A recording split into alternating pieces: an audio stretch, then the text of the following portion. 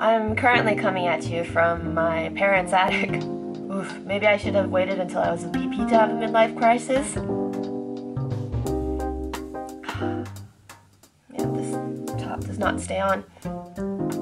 Hi, I'm Elaine. This is elaine-is.xyz, a vlog that's currently about why I quit my corporate career.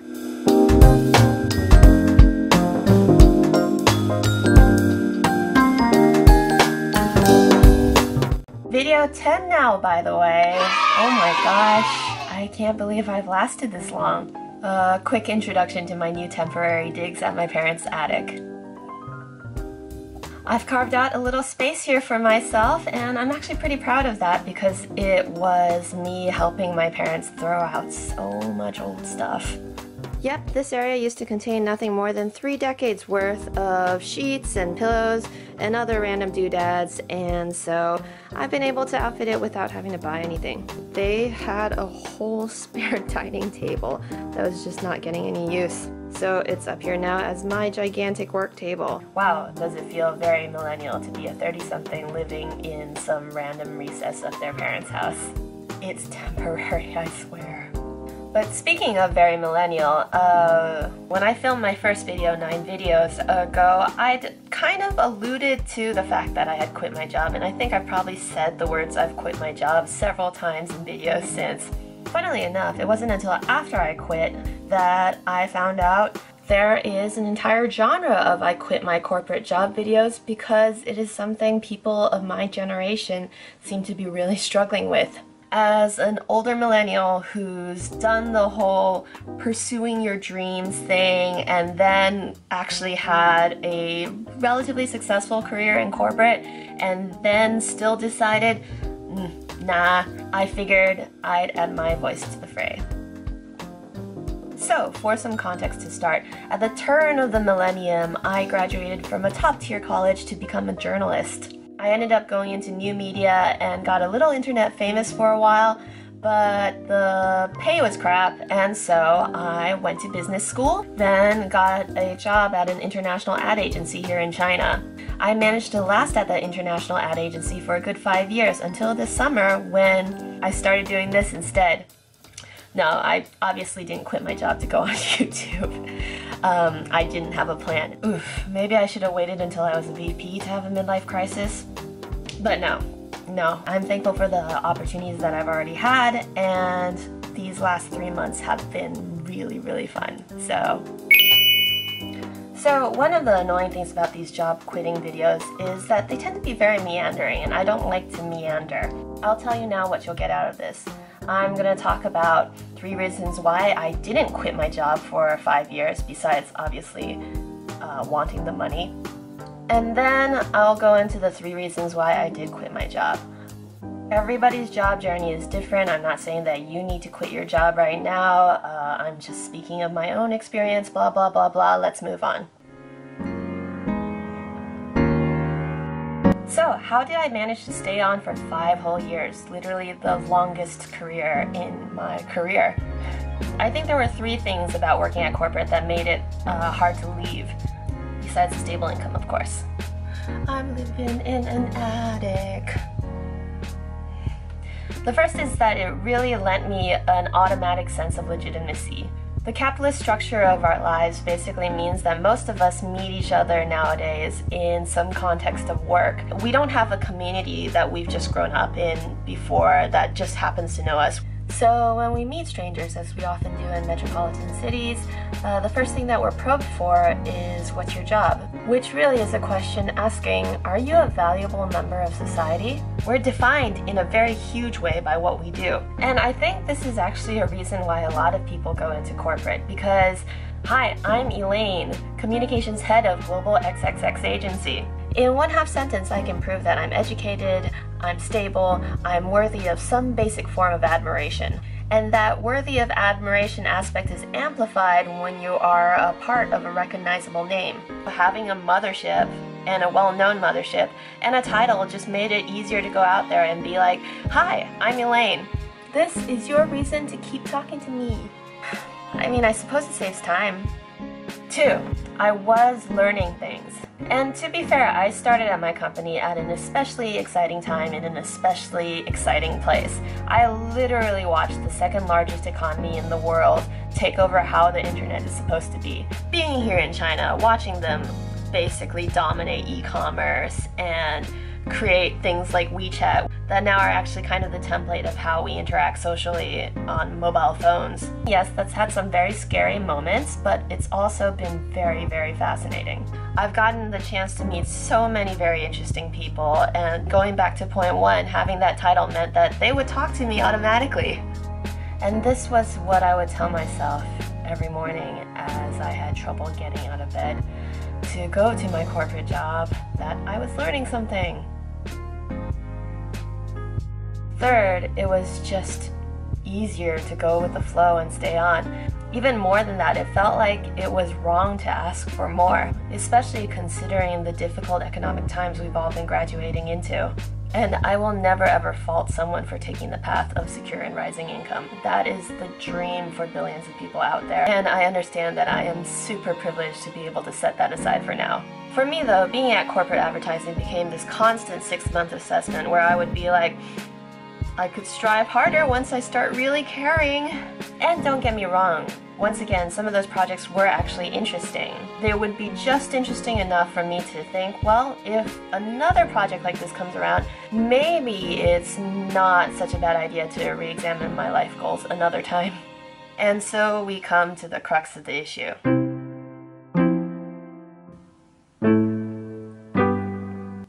So why I did quit my corporate job summarized into 3 reasons.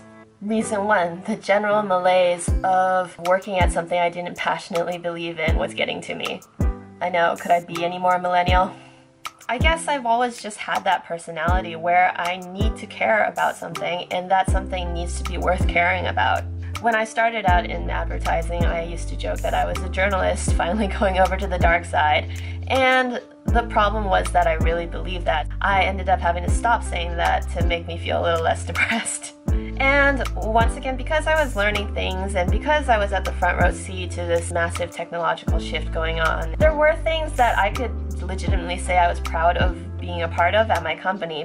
But when clients are yelling at your teammates and you're comforting someone who's sobbing uncontrollably in the bathroom and other people are just freaking out all over the place, it's really hard to be like, wow, China, cool tech, it's really worth watching people get emotionally and psychologically destroyed over this. 2, I promise, is actual like LinkedIn-worthy career advice. I didn't see anyone at the company whose job I wanted. I think in any part of your life, it's really good for you to set your eyes on somebody who you would possibly want to emulate. In fact, in the goal-setting sheets that HR gave us, they would have this specific section where you listed down the people in higher management that you actually admired. And yes, there were so many smart, driven people that I admired at that company, and I really loved working with them. But I would get these peeks into what their daily lives were like at the company, and it was basically what I was doing, but more high stress and with more people begging off your time. And yes, that comes with a pay rise, but I was already trying to figure out if it was worth it to watch everyone around me get stressed out over something that I really had to rev myself up to care about. To think that I would have to manage an even larger team of stressed out people just to bring extra value to clients, some of whom, quite honestly, I had ethical quandaries with. And number 3, I had a toxic boss. And actually, I'm really thankful for it, because over the 5 years, I got along with most everyone at the company, and that made it harder to quit. But in this last year, I entered a job with a boss I didn't really gel with. And it wasn't because the job was hard, and I'm pretty confident in my own people management skills. And yes, I'm always open to the possibility that there were a lot of things that I can improve, kind of.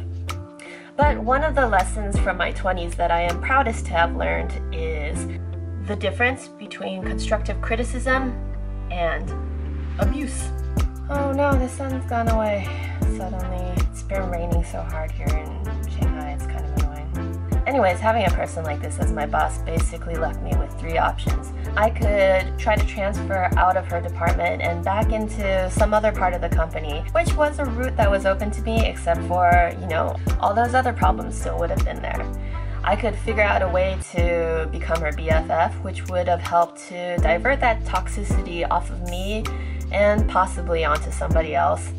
Or, and this is incredibly dark, I could have gone the corporate snake route and figured out a way to get her fired. I've never gone that route before, so maybe this advice is based off of nothing, but I get the feeling that it really does something bad to your soul to engage in that kind of politicking. Just as I was debating these three routes, a friend of mine pointed me to a blog entry written by Rob Campbell, one of the giants of strategy in this industry, called When Work Tries to Destroy You. And I definitely think that anyone who feels like they're in a toxic situation in their workplace gives this a read. And even though I had already identified that my boss's actions were very not kosher, reading Rob Campbell's blog solidified exactly what it can do to you psychologically, even if you have confidence in yourself. And since none of those three routes really appeal to me, and in fact would probably low-key poison me if I took them, I decided that this was a sign. I'd been dreaming of quitting, but I just didn't know what to quit to. And then I realized I could quit to nothing. And so here I am now. So I guess one question that people don't seem to ever ask in these is, would you recommend going for a corporate career? Despite everything else in this video, I would say yes, with the caveat that you know why you're in there. For me, I wanted big business experience. Because from a human organization standpoint, operating something on a global, international scale, you get great practice in watching out for multiple stakeholders, how to project manage and set milestones to get thousands of people to work towards a specific motive, in understanding how a gigantic audience will be perceiving you and your products. As someone who's always been interested in how mass systems work, it was actually fascinating to be a cog in the machine. But obviously, as this video shows, I would never advise you to stay in a corporate career once you realized it's not for you. Anyways, while the planner warrior inside of me worries about what this will mean for my resume and my future prospects and my nest egg, I am 100% happy that I did it. The world is weird right now. Things are changing incredibly quickly, oftentimes not for the better. We might only have until 2050 before civilization collapses. I'm glad to be making the choice to do exactly what I want in my life, and I'm just going to have to depend on my own moxie and flexibility to navigate come what may, and that's kind of exciting. If you found this video useful, please like and subscribe, and you can find me on my website and Instagram as well, elaine-is.xyz. See you next time doing whatever it is I'm doing.